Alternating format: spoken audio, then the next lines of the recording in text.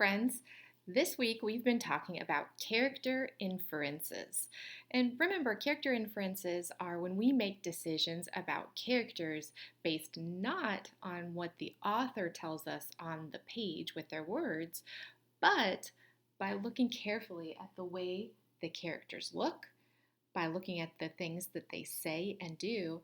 And today we're going to talk about what other characters say and do about the main character. Now, the main character of the story is the one who the story is all about, the star of the show. And if we want to use a fancy word, we use the word protagonist. So the protagonist is the main character of the book, the star of the show.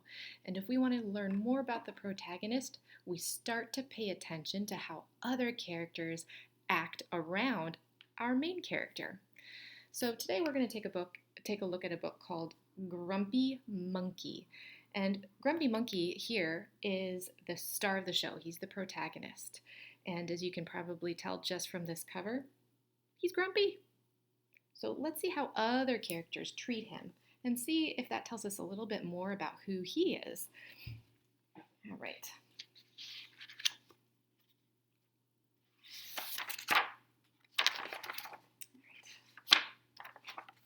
One wonderful day, Chimpanzee woke to discover that nothing was right. The sun was too bright, the sky was too blue, and the bananas were too sweet. And there's Grumpy. Jim was confused. What's going on? Maybe you're grumpy, suggested Norman from next door. I'm not grumpy, Jim insisted.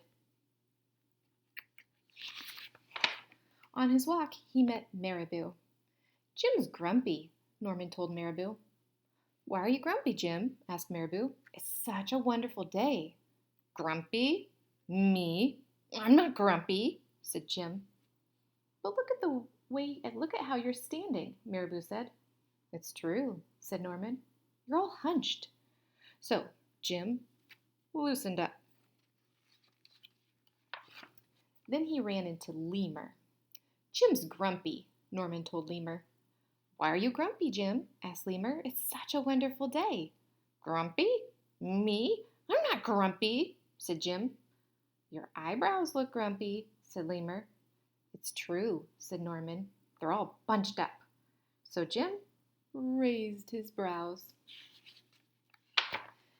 Then he tripped over Snake. Oh no, said Norman.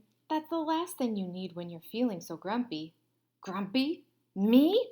I'm not grumpy, said Jim. Then why that frown, said Snake. I think it's because he tripped over you, Norman whispered to Snake. So Jim put on a smile.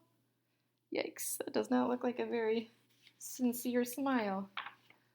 Finally, Jim looked happy. But he didn't feel happy inside. Everyone wanted Jim to enjoy this wonderful day. You should sing with us, said the birds. Jim didn't feel like singing.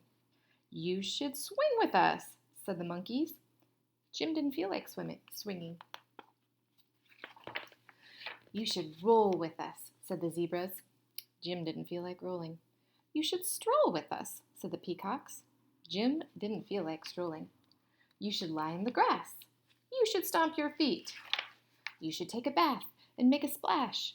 You should hug someone. You should laugh. You should take a nap. You should eat old meat or some honey. You should jump up and down. You should sit in the sun. You should dance. But Jim didn't feel like doing any of that. Why are you grumpy, Jim? Asked the others. It's such a wonderful day. I'm not grumpy, shouted Jim as he beat his chest. And he stormed off. Jim felt sorry, a little sorry for shouting at everyone, but mostly sorry for himself. I guess I am grumpy, Jim sighed, and just as he was starting to feel really sad, he came upon Norman. Norman was slumped. His eyebrows were bunched up, and he was frowning. "What's the matter? Are you grumpy?" asked Jim. "No, I danced with Porcupine," said Norman. "Are you okay?" asked Jim. "It hurts, but I'll probably feel better soon enough," said Norman. "Are you still grumpy?" "Yes," said Jim, "but I'll probably feel better soon enough too. For now, I need to be grumpy." "It's a wonderful day to be grumpy," said Norman. Jim agreed.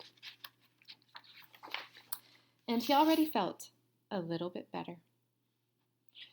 All right, now I put my finger on this page to save it so that we could come back and look at how the other characters were treating our friend Jim. So here's Jim. He's covering up his ears, he's frowning very fiercely, but the other characters want him to join in what they're doing. "You should sing with us," said the birds. "You should swing with us," said the monkeys. So this tells me that normally Jim must be a pretty friendly and happy guy. Otherwise, these characters would not want to play with him. And there are so many characters who were offering to help and giving him great ideas, and they all seem concerned that their buddy Jim is so grumpy. So this tells me that Jim has a lot of friends. I've learned a lot about Jim just by noticing the way that the other characters treat Jim. So now it is your turn.